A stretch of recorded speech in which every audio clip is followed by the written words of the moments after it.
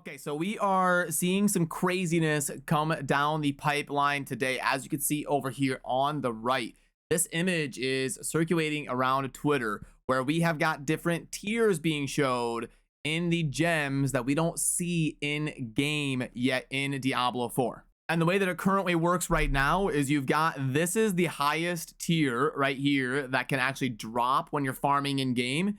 And then you can craft over to this one. And I've also got this right now in my inventory to show you. So right here, these flawless skulls, that would be like the highest one that's going to drop while you're farming in game. And then you can head on over to the jeweler or the gems crafter, and you can craft up a royal skull with having 3 of the flawless skulls. And that's the highest it goes right now. Right now, the gem system is a little bit underwhelming in game. Obviously, the big thing that we all want is the gem tab. It's really, really annoying, and it makes people not really want to pick up gems anymore when they're taking up half of your inventory. The inventory is already kind of small, given the fact that we have to go through so many yellows trying to find the GG pieces that we're looking for. We can't just kind of like auto salvage every yellow. So we either need a bigger inventory, but we definitely need a gem tab. And they've got room here. You can see how they've got the different tabs of the inventory, and that's great. We just need to add a gems one, and that would be a massive quality of life improvement. But what you can see is this royal skull has got like that teal artwork on the skull. And then when we go back to our image right here, you can see that teal artwork is going to be 3 tiers after it over here. So it'll be something like perfect or magnificent or some sort of tier above that. And I'm thinking this is going to be a robust addition to the crafting materials. I don't think it's going to drop a higher tier. I think what they're going to try to do is create a higher value for the gems dropping in game, because right now you kind of max out your gems super fast. Once you get around like level 70, really quickly you get max level gems in your gear, and it's really nothing after that. You can kind of stop picking them up, but you may want to start collecting gems, and you may want to start picking them up because gems are going to have a lot more value if stats and bonuses start ramping up based on us getting these 3 new tiers being added to the game. Now, season 1 is supposed to launch in July, so will these be live by season 1? I don't know. Blizzard has been super quick about patching stuff in the game and getting it added in there. They've been making balance changes, hot fixes. Basically every day while I'm playing, I crash because of some hot fix. I have to restart my game and do some update on the Blizzard client. So the way that they are moving so quickly, I would not be surprised if we see new tiers of gems getting announced in like the next patch, which could be coming in like a few weeks. Who knows? It could be next week. It could be 6 months from now. We don't really know for sure, but it looks like higher tiers of gems are going to be confirmed, and you may want to start saving them up now so that when they do get released, you can head on over and craft them right away.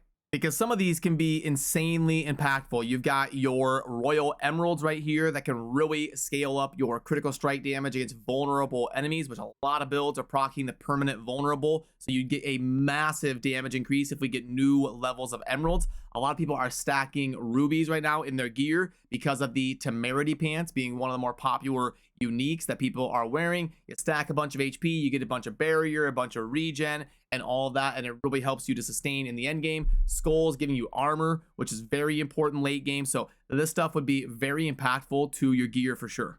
And also, just for comparison's sake, the way that it works in Diablo 3, if you're not familiar with that game, once you get into the end game and you're kind of grinding Paragon and your max level and all of that, the ones that are going to drop in game are going to be these Marquise, and I believe also the Imperials drop, just not quite as often. And then you have to craft the next 1, 2, what's wrong with my pen here? 1, 2, 3 tiers above the ones that drop. And then legendary is something else. Legendary is a type of gem, but it is basically like a glyph socket in Diablo 4. So that's a separate category. But basically, you can craft about 3 or 4 tiers above what is dropping in Diablo 3, which is the last gem system that Blizzard did in a PC Diablo game. Right now, we can only craft 1 level above what is dropping when we go after the flawless royals instead of the royals, which again seems to be exactly what we're going to kind of see in game here. You've got your highest tier of drops right there, and then we will be getting that same like 3 or 4 levels above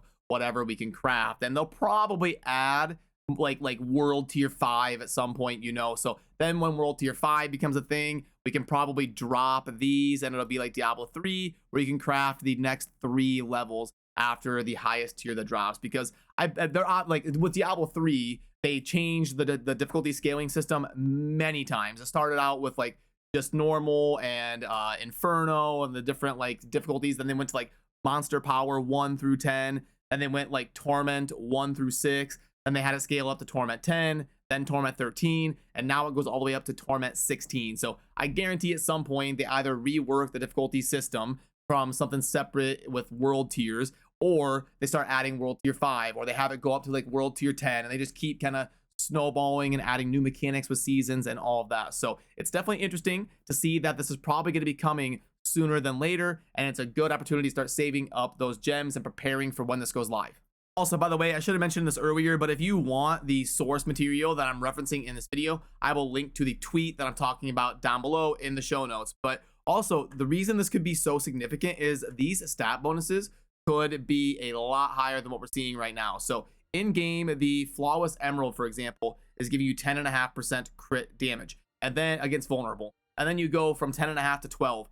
That'll probably go from like 12 to 15, 15 to like 19, and it could go 19 to like 25. So we could easily see some of these gems give almost double the bonus, if not double the bonus, because it's going to have to scale to be worth it, because it takes more and more and the cost is going to be snowballing. So that's why I want you to start saving these now, so that just in case, I mean, don't make yourself miserable, like don't ruin your speed farming if you already have plenty of these, but it is something you want to keep in mind when we do get these next tiers of gems that are hitting the game, because I do think going to make gems a lot more significant than they are right now.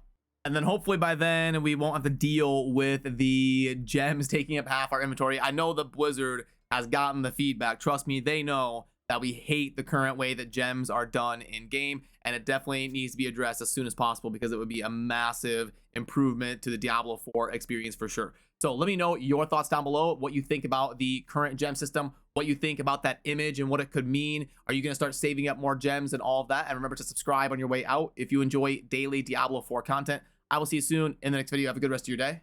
Peace.